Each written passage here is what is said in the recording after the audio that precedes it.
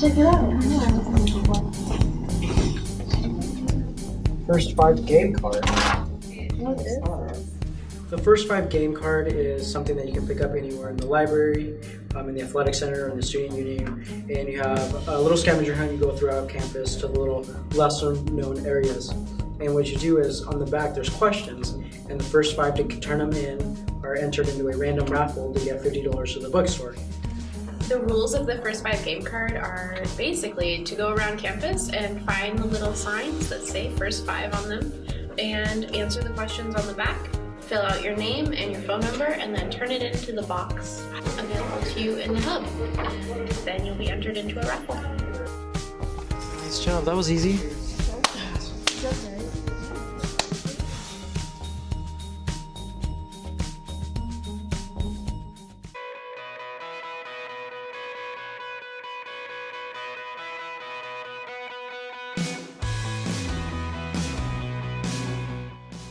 The Fisheries Technology program has been here at Mount Hood Community College for about 45 years now, since the early 1970s.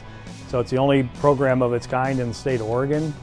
The program focuses on teaching students, graduates of the program, to go to work as fish and wildlife technicians in a variety of different aspects of the fisheries profession. That includes hatchery technician work and also field technician work, which includes a wide variety of positions. So the program split roughly 50-50 into training for hatchery technician level work and field technician level work. The first year focuses mostly on field technician work, with the second year focusing primarily on hatchery technician work, with a little bit of overlap in the 2 years, but it's split roughly in that way. There are a ton of aspects about the fisheries program that I loved. The first year was about working in the field and learning about fish surveys, and the second year was all about learning about the hatchery side of things. So I think my favorite thing was probably working in the hatchery and raising our own fish. That was a lot of fun. Almost every week we have some sort of field trip, going out in the field and getting hands-on experience doing actual work that we're going to be doing later on in our career once we graduate. You know, every day you interact with the same 20 or 30 students, and for 2 years you form a lot of long-term friendships in that, not only with them but instructors, and the 3 instructors that you deal with the most in the fisheries building here are second to none. What I enjoyed most about the program here at Mount Hood Community College was the ability to have a hatchery on the campus that we were utilized to rear and raise fish, and then all the field trips that we took that expanded our experience, and to be able to get our foot in the door with the different agencies that we work for really was a benefit to me in my career.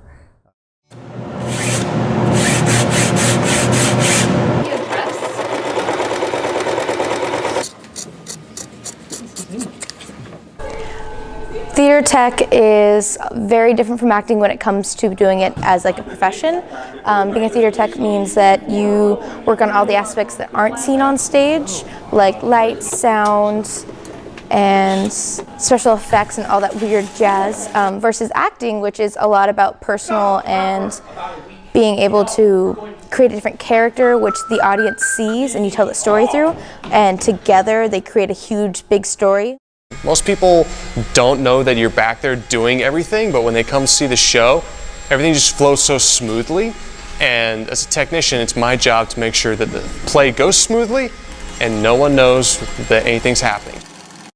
It's really inclusive of the students. Like, all the students get to do all the work. You get to really learn every aspect. It's not just, this is what your focus is, this is all you're going to work on. You have to do costuming and the set, even if you just want to do lights and stage management.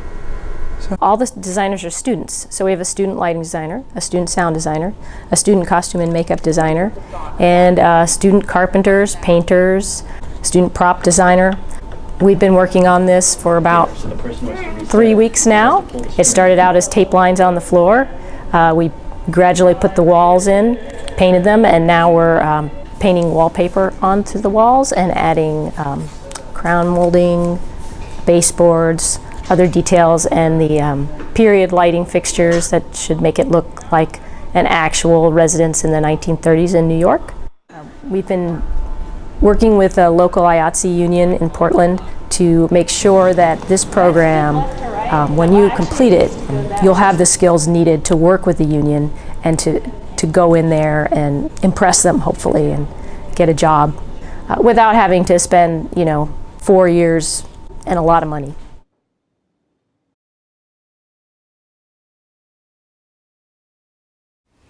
Hi, I'm Jack Green. I'm in the mathematics department here at Mount Hood Community College.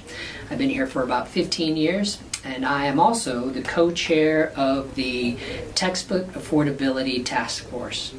And I'm here to tell you about some of the aspects of OER, what it is, how it benefits faculty and students, and a little bit about my experience in writing my first OER content. Some of the benefits for students are that OER, open educational resources, can be, well, first of all, they're no cost or low cost if they wanted to print something up, just whatever the cost is of making it a physical object. But also that they're shareable. So you might get a free book from a publisher, but you may not be able to share that with others, or you may not be able to edit that the way you want it. So OER means you can share it, you can edit it, and it's truly make it yours. And for faculty, that means the same thing. So one of the big hurdles that we have as faculty in adopting books is that a publisher will give us a book that doesn't entirely match our curriculum, or it doesn't match how we teach. So we could take an open educational resource, we could edit it, change it, add to it, and make it our own so that it matches exactly what it is that we want for our courses. In terms of savings for students, for instance, my OER book that I'm going to use for pre-calculus, Math 111, it costs about $100. So if I have 30 students, that's $3,000 in savings just for that one section of pre-calculus. We have at least 11 sections of pre-calculus every single term. So if we were to have across the board OER in every single one of our sections for all of our math classes, if we were to develop or adopt those OER that currently exist, we'd be saving thousands of dollars every term to our students. My experience in creating an OER started a long time ago. I wanted to develop online activities for math so that students can do work outside of class and still get the support and the feedback that they need. So when they come to class, we could talk about the higher level understanding of that particular subject. So essentially do the easy stuff at home and do the hard stuff in the course, which is sort of the opposite of what we do things now. So I started a long time ago, about 10 years ago, and then I realized that there was free technology out there for me to use and existing content that I could edit and change on my own. So I took both of those, technology and pre-existing content, and I mixed them together and I made it my own to create what is now going to be an OER Math 111 pre-calculus book. And I hope to be using that for the rest of the term, for the rest of the time that I'm teaching here at Mount Hood. So this book is essentially an online book, and you could go to it from Jack Green Mathematics at the Mount Hood Community College website. It has its own link, and when you go to the book, by clicking on a link, you go to the book. You can access it through the college, you can access it on your phone. The files are available so that you can download them, and you could edit the files if you wanted to and make them your own. But essentially, the book is open, it's educational, and it's a resource that both teachers and and students can all use freely.